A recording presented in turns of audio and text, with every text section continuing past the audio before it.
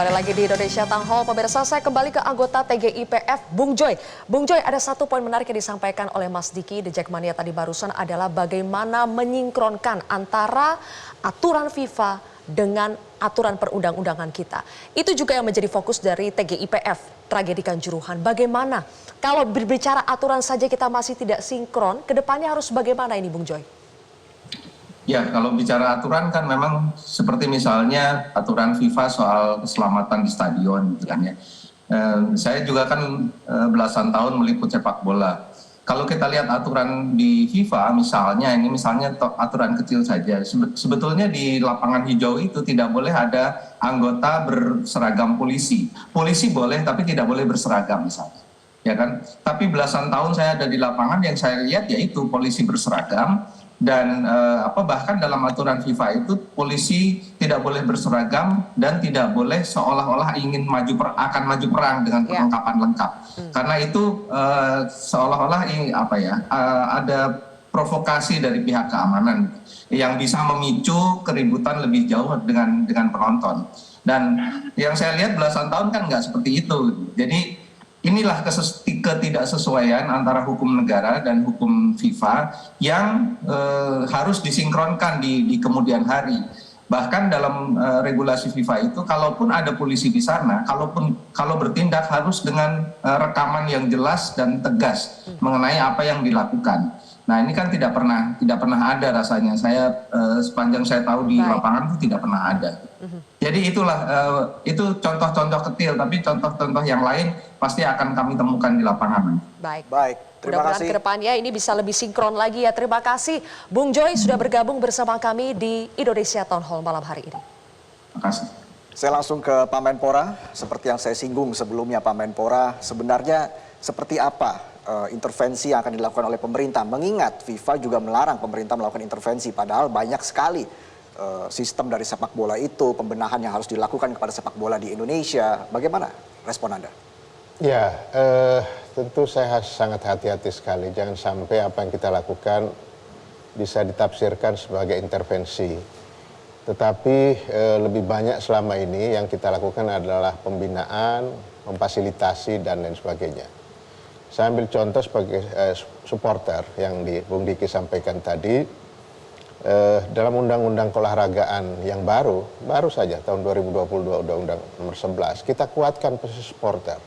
Kita masukkan ada pasal-pasal yang mengatur tentang supporter dan mereka menjadi bagian dari sepak bola itu. Kan selama ini mereka hanya dianggap sebagai konsumen, ya. Dia beli, selesai, kemudian tidak ada. Nah, di dalam undang-undang itu sangat jelas hak dan kewajibannya.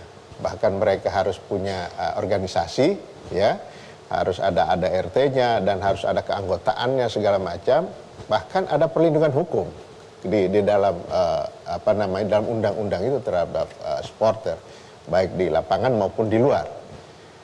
Uraiannya sangat banyak sehingga undang-undang yang baru ini menempatkan supporter sebagaimana harapan para supporter. Bung Diki tadi menyampaikan, kita sudah tempatkan. Cuma memang ini belum tersosialisasi. Tadi dalam rapat koordinasi saya sampaikan kepada PSSI, kebetulan mereka juga sekarang punya divisi supporter.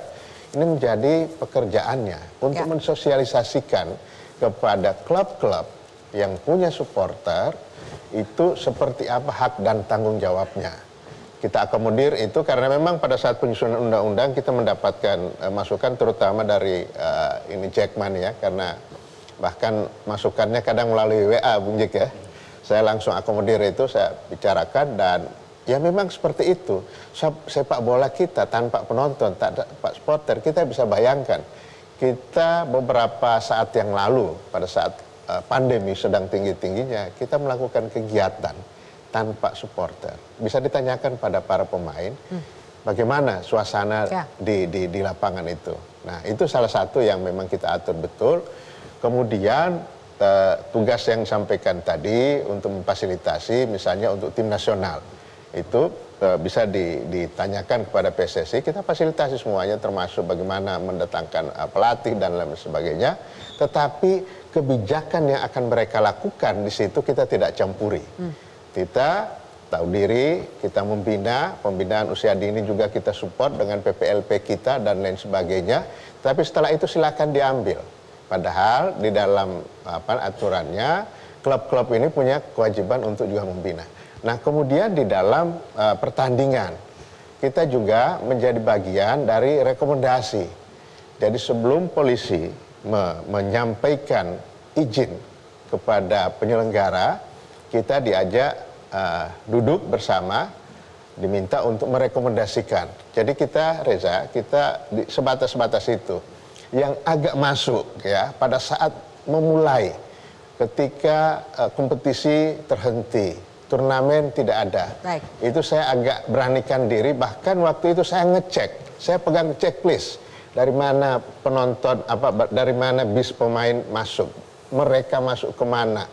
Saya sudah seperti ketua panitia saja waktu itu. Oke. Tapi untuk meyakinkan pihak kepolisian bahwa ini bisa dijalankan, bahkan sampai begitu lihat ada bekas minuman, saya langsung tegur, ambil Baik. itu, karena waktu itu nggak bisa. Jadi sebatas itu yang kita bisa lakukan, karena mereka ada aturan dengan FIFA. Kita sudah punya pengalaman, kita pernah di-ban, jadi hati-hati betul saya, kalau mau berkomunikasi, berkoordinasi, tentu saya berikan dengan sebagai masukan saja, tetapi bukan instruksi kepada mereka. Oke, Bung Toel, ada batas-batasannya sampai mana pemerintah bisa melakukan intervensi. Tapi kalau masalah sinkronisasi aturan, seharusnya itu di atas kertas mudah dilakukan. Tapi kenapa implementasinya sulit? Apa yang salah? Jadi sebetulnya nggak usah jadi perdebatan antara aturan negara dengan aturan sepak bola, dengan yuridiksi sepak bola. Itu yang dikenal dengan istilah lex sportiva, lex spesialis. Jadi begitu memasuki ranah sepak bola, adjustment dengan itu. Contoh, yang punya regulasi siapa? Dari FIFA diturunkan kan ke anggotanya, PSSI dalam hal ini. Regulasi tentang stadium safety and security misalnya, disebutkan, dilarang itu yang namanya gas air mata. Kan begitu. Berarti ada kewajiban PSSI untuk mendeliver regulasi ini kepada aparat keamanan yang menjadi partner, yang menjadi bagian dari panpel, kan begitu. Makanya kenapa saya bilang bahwa harus ada pertanggungjawaban. Oke, langsung saja, apakah itu sudah dilakukan, Pak Riyad? Ya, secara parsial sudah. Ini ada Kompolnas juga dong, bisa Secara ditanyakan. parsial sudah, cuma yang mendasar setelah ini, yang rakor dipimpin oleh Pak Menpora, minta Kapolri dan PSSI duduk bareng, langsung diimplementasikan malam itu juga, duduk Kapolri lewat Pak Asop, PSSI lewat Ketua Umum, untuk merumuskan mengadopsi aturan FIFA dengan aturan yang nantinya akan menjadi, semoga menjadi perkap yang akan berlaku secara nasional bagi kepolisian dalam pengamanan bola. Baru mau dibuat, Pak Riyad? Sebelumnya parsial. Tiap daerah bisa bermacam-macam. Daerah sini bisa yang ada gasnya di Bisa bawah polisi. beda-beda? Bisa. Ada daerah lain yang kadang-kadang polisinya nggak berseragam masuk. Bisa dilihat kejadian kemarin. Antara yang di Surabaya, di Sidoarjo, waktu Persibaya, tidak ada aparat satupun yang mencegah waktu ada kerusuhan. Dibiarin, aman, tidak ada apa-apa. Di Malang berbeda lagi. Nah, ke depan akan jadi satu peraturan yang berlaku seluruh Indonesia. Oke. Semoga bisa cepat selesai. Sebetulnya kalau boleh nambahin ya, maksudnya kayak negara juga bisa hadir di sepak bola. Kalau itu kan tadi kan tataran teknis ya, maksudnya itu teknis sekali gitu. Tapi kan sebenarnya contohnya di paling hal yang sederhana, rivalitas. Negara bisa hadir di mana sih? Di menjaga itu. Bahwa kita tahu klub bola di Indonesia itu udah kayak lebih dari klub bola gitu. Kita percaya ketika logo Persija dicoret, itu kita bisa berantem kayak gimana gitu. Artinya ini juga yang negara harus hadir, bahwa dijaga sosial media, ujaran kebencian segala macam, lalu mungkin semacam ada kayak pasal penistaan klub sepak bola, mungkin sampai sejauh itu mungkin ya, saya nggak tahu, karena klub sepak bola Indonesia sudah menjadi hal yang identitas gitu loh. Jadi ketika identitasnya dilukai, maka menimbulkan sebuah kemarahan. Nah itulah biasanya menyebabkan satu pertandingan jadi pertandingan high risk. Koreksi ya kalau saya, artinya rivalitas jadi high risk. Nah itu kan sebetulnya yang harus diminimalisir, dan itu yang saya harapkan nanti negara juga hadir untuk menjaga itu semua, kondusivitas stadion, dan nanti akan ada kondusivitas di lapangan juga. Itu sih sebetulnya. Itu bisa menjadi masukan ya. Betul. Reza, ke Pak Puji. Kita langsung ke Pak Puji. Pak Puji, kalau kita bicara terkait dengan sinkronisasi antara aturan FIFA dan juga aturan perundangan kita, aturan kita di Indonesia, khususnya dari segi keamanan, apakah selama ini mengalami kendala atau seperti apa? Ya, kami kan turun ke lapangan kan berdasarkan juga apa yang sudah dilakukan oleh Polres setempat. Pertama, ya yang dikoordinasikan, dikomunikasikan oleh Polres sebagai penanggung jawab keamanan. Ya, dia sudah tegas-tegas juga. Ya, mungkin karena ini sudah terjadi, ya kan ini untuk yang akan datang. Yaitu bagaimana menciptakan keamanan di dalam pertandingan itu, mengusulkan ya bahwa pelaksanaannya itu diajukan pada siang hari atau sore hari. Nah, secara tegas dijawab itu tidak bisa, tetap pada malam hari. Itu satu poin yang kita dapatkan. Yang kedua dari juga jumlah penonton. Nah, kita juga dapatkan bahwa pencetakan daripada tiket itu diharapkan tidak melebihi, bahkan berdirikan hanya 5% diharapkan itu bisa dicetak. Tapi nyatanya itu tidak juga dipenuhi. Nah, berangkat dari situ, tentunya polisi melihat bahwa itu adalah faktor keamanan yang utama. Nah, berharap ke depan hal-hal ini kemudian menjadi suatu kebersamaan itu di dalam hal koordinasi. Yang kedua tentunya dalam aturan.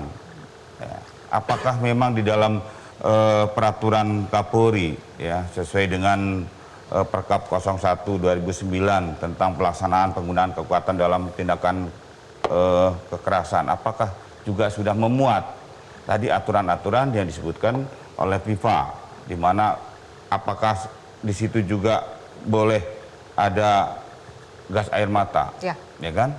Nah, itu tentunya harus juga disesuaikan.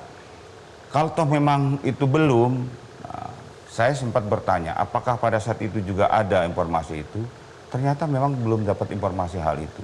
Nah, ini hal yang disayangkan. Belum dapat informasi soal penggunaan gas air mata? Soal masalah penggunaan daripada gas air mata. Jadi maksudnya personil yang bertugas saat itu tidak tahu, Pak, kalau tidak boleh menggunakan gas air mata? Ya, tidak tahu. Karena tidak tahu, dan kemudian itu sendiri Polri memiliki suatu hal yang memang di situ adalah alat yang dipegang yang harus dibawa. Itu adalah di bagian satuan PHH Brimob. Oke, Pak Puji sebentar. Tadi disebutkan oleh Kapolri sebetulnya salah satu tersangka Kabak Ops Polres Malang Wahyu S itu sebetulnya sudah tahu, Pak, adanya aturan FIFA tentang penggunaan gas air mata, namun tidak mencegah. Nah, itu dia. Baik, Pak Puji tahan dulu, Pak Puji. Kita jeda dulu. Iya. Nanti silakan dijawab setelah jeda. Kami masih akan kembali sesaat lagi. Tetaplah di Indonesia Town Hall.